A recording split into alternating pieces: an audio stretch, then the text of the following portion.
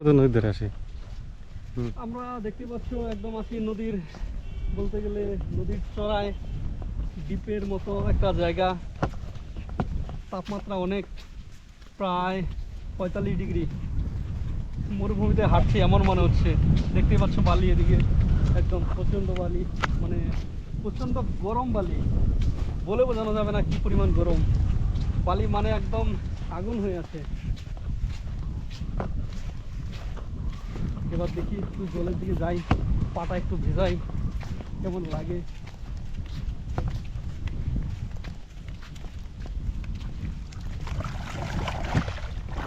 একটু আরাম পাওয়া গেল, কারণ যে গরম বালি, এ বালিতে কিছুক্ষণ হাঁটলে আর কিছুক্ষণ থাকলে মানুষের সানস্ট্রোক করবে।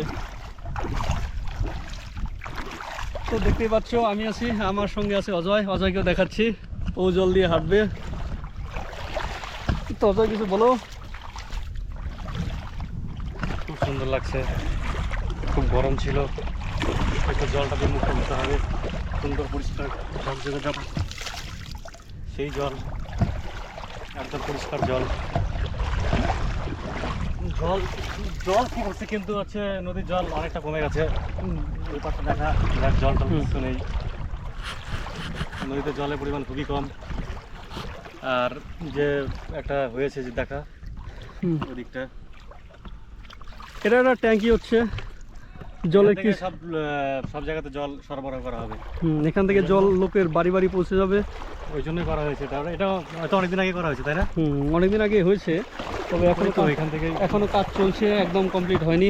এখান থেকে জল সরবরাহ করা হবে। তো এটাও দরকার ছিল, বাঁচতে গেলে সব কিছুর প্রয়োজন আছে। কারণ আমাদের নদী আমাদের খুবই গুরুত্বপূর্ণ একটা জিনিস। নদীর অর্থনৈতিক গুরুত্ব হয়তো বলতেই পারবো না, হয়তো আমরা মানে নিজেরা বুঝতে পারি, কিন্তু বলে বোঝাতে পারবো না যে কি কি গুরুত্ব হতে পারে।